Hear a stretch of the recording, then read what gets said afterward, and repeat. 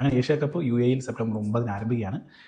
Indian ടീമിനെ ഇന്ന് പ്രഖ്യാപിക്കുകയാണ്. എല്ലാവരും ഉറ്റു നോക്കിക്കൊണ്ടിരിക്കുകയാണ് ആരൊക്കെ ഉണ്ടാവും, ആരായിരിക്കും ഔട്ടാവുക എന്നൊക്കെ. ക്യാപ്റ്റൻ ഏതായാലും കൺഫേമാണ്, സൂര്യകുമാർ യാദവ് തന്നെയാണ്.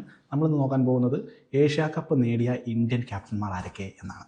1984 ആദ്യമായിട്ട് ഇന്ത്യ ഏഷ്യ കപ്പ് അടിക്കുന്നത്. സുനിൽ ഗവാസ്കർ ആയിരുന്നു അന്ന് ക്യാപ്റ്റൻ. പിന്നീട് 1988 ദിലീപ് വെങ്സാർക്കർ ആയിരുന്നു ക്യാപ്റ്റൻ. പിന്നെ 1992 95 മുഹമ്മദ് അസറുദ്ദീൻ്റെ നേതൃത്വത്തിൽ ഏഷ്യ കപ്പ് ഇന്ത്യ നേടി. പിന്നെ 2010 2016 മഹേന്ദ്ര സിംഗ് ധോണിയുടെ നേതൃത്വത്തിൽ ഏഷ്യ കപ്പ് ഇന്ത്യ നേടി.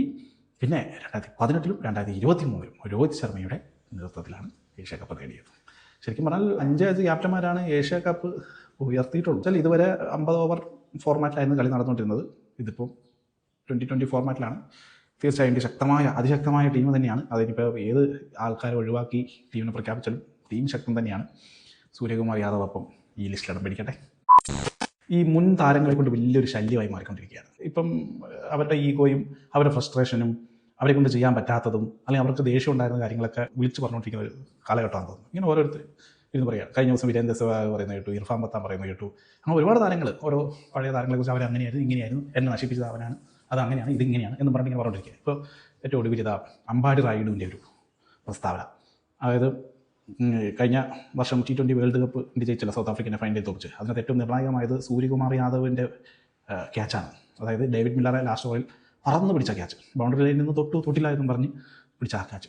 അമ്പാടി റായിഡ് പറയുന്നത് അന്ന് അദ്ദേഹം കമൻട്രി ബോക്സിലുണ്ടായിരുന്നു. അദ്ദേഹം പറയുന്നത്, ഞാൻ ആരും കുറ്റം പറയുന്നില്ല, സൂര്യകുമാർ യാദവിനൊന്നും കുറ്റം പറയുന്നില്ല, പക്ഷേ അത് ബൗണ്ടറി റോപ്പ് വെച്ച ബാക്കോട്ടായിരുന്നേ എന്നാണ് ഞാൻ കണ്ടത്.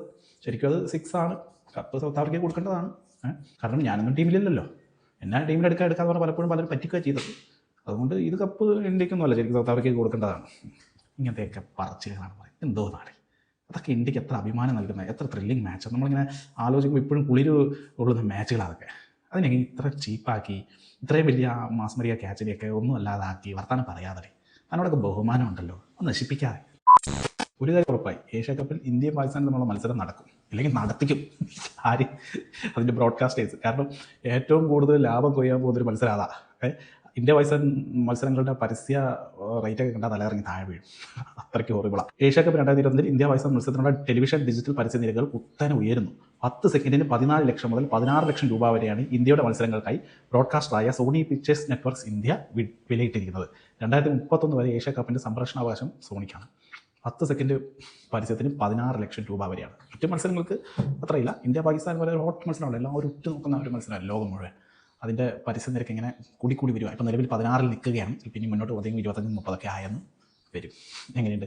ഇത്രയും വലിയ ഇടപാട് അവിടെ നടക്കുമ്പോഴാണ് ഹർഭജനും യുവരാജും മറ്റേ ശിഖർ ധവനൊക്കെ പറഞ്ഞത് കളിക്കാൻ പാടില്ല, ഇന്ത്യ പാകിസ്ഥാൻ കളിക്കാൻ പാടില്ല, ക്രിക്കറ്റ് എന്ന് പറയുന്ന വലിയ കാര്യമൊന്നുമല്ല, അതിനേക്കാൾ വലിയ കാര്യങ്ങളൊക്കെ ഇവിടെ തീർക്കാനുണ്ട്, അത് കഴിഞ്ഞിട്ട് കളിച്ചാൽ മതി.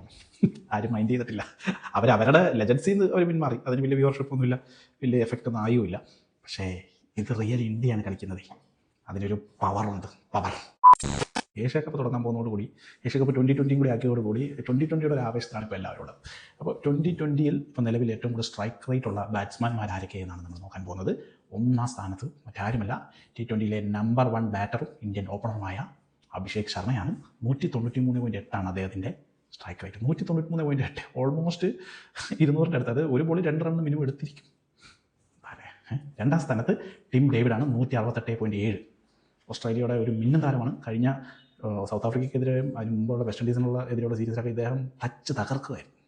കിണ്ണം കാച്ച ഫോമിലാതെ ഭയങ്കര ഡേഞ്ചറസ് ബാറ്റ്സ്മാനാണ്. ഡേഞ്ചറസ് പറഞ്ഞാൽ വമ്പൻ ഡേഞ്ചറസ്. സിംഗപ്പൂർ താരമുണ്ടായിരുന്നു ഇതിന് മുമ്പ്. അടുത്തത് നമ്മുടെ ക്യാപ്റ്റൻ സൂര്യകുമാർ യാദവാണ്. 167 അദ്ദേഹത്തിൻ്റെ സ്ട്രൈക്ക് റേറ്റ്. അതായത് നിലവിൽ 2020 ഒരു ഗോട്ട് എന്നൊക്കെ പറയാൻ പറ്റുന്ന താരമാണ് സൂര്യകുമാർ യാദവ്. അടുത്തത് ഓസ്ട്രേലിയയുടെ ജോഷ് ഇംഗ്ലീഷാണ്, 164.4. അദ്ദേഹം ഇങ്ങനെ കയറി വരുന്നുണ്ട് കേട്ടോ, ഒരു ഡേഞ്ചറസ് ബാറ്റ്സ്മാനായിട്ട് ഇങ്ങനെ കയറി വരുന്നുണ്ട്. പിന്നെ ഇംഗ്ലണ്ടിൻ്റെ കീപ്പർ ഫിൽ സോൾട്ടാണ്, 164.3. Very very very dangerous batsman. RCBക്ക് വേണ്ടി തന്നെ നമ്മൾ കണ്ടതാണ് കളി IPL. ഒരു വല്ലാത്ത ചങ്ങ, എങ്ങനെ ആര് ബോൾ അടിച്ചാലും പുള്ളി അടിക്കും. അത് ഫാസ്റ്റ് ആണെങ്കിലും സ്പിന്നാണെങ്കിലും എന്താണെങ്കിലും അടിക്കുക എന്നുള്ള ലക്ഷ്യം മാത്രമുള്ളൂ, അതിനായിട്ട് ഇങ്ങനെ ഇറങ്ങി വരും. അടുത്തത് യശസ്വി ജയ്സ്വാളാണ്, 164.3 സ്ട്രൈക്ക് റേറ്റ്. എന്താ അതായത് ലോകത്തെ ടോപ്പ് 6 സ്ട്രൈക്ക് റേറ്റ് ഉള്ള ആൾക്കാർ എടുത്താൽ അതിലൊന്ന് യശസ്വി ജയ്സ്വാളാണ്. പക്ഷേ ആ താരത്തിന് നിലവിൽ ഇന്ത്യൻ ടീമിൽ സ്ഥാനമില്ല, ഒഴിവില്ല. അത് ഇന്ത്യയുടെ കരുത്താണോ അതോ ഇയാളുടെ ഗതികേടാണോ എന്നറിയില്ല. ജയ്സ്വാൾ ടീമിലില്ല എന്ന് പറയുന്നത് ശരിക്കും ഒരു നിരാശാജനകമായ കാര്യമാണ് പുള്ളിക്കും ക്രിക്കറ്റ് പ്രേമികൾക്കും.